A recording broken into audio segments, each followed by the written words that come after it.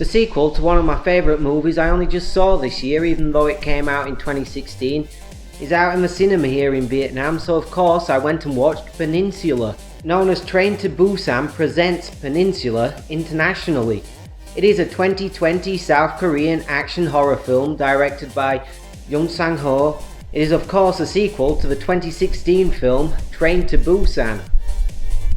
The movie stars Gang Dong-won and Lee Jung-hyun. A soldier and his team battle hordes of post-apocalyptic zombies in the wastelands of the Korean peninsula.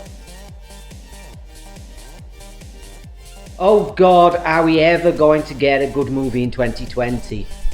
Because this is not the movie I was hoping for. Where to start? This is everything that Train to Busan wasn't. And I don't mean that in a good way. Train to Busan was a small, independent, small budget, tightly focused, character driven zombie film. This is an attempt at an overblown Hollywood action zombie movie on a budget the 10th of that, and god, it shows. Whereas Train to Busan was a visual storytelling masterpiece, this has talking heads just telling us in English, really bad, unnatural English, what has happened in the prior 4 years since the original movie to now. And it's not great. Show don't tell, you know, just show don't tell. It's not tell don't show. None of the characters' motivations are ever really explained. Nobody has a story arc, and you just won't care about a single character. They're all... Oh, and it also does that K-drama thing of holding on the dead person or holding on a person who's crying's face for ages whilst the music swells. It's basically the filmic equivalent of screaming in your face, "Care now!"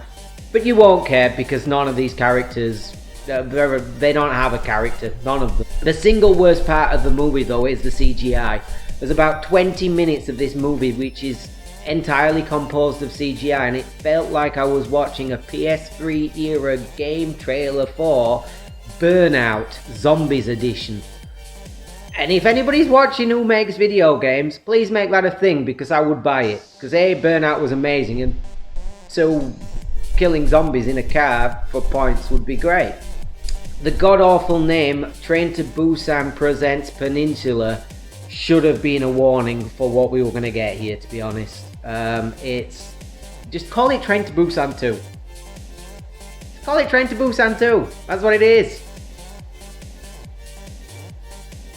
Alright, the good points. I enjoy some post-apocalyptic nihilism. And you get that, a lot of that. There's a lot of sort of Mad Max tones to this. And I enjoyed those. There's some good action when it's actually humans and not CGI cars that are doing it.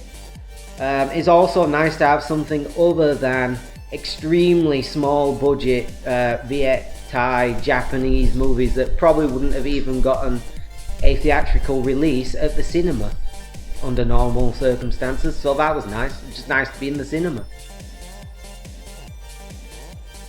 I loved Train to Busan. I did not love this. It has some decent action, the story is nonsensical, not one single character has a single character arc, CGI that makes up large swathes of the movie that is just... it would have looked about 10 years ago. It's an attempt at a big budget Hollywood blockbuster on a tiny budget, and it's...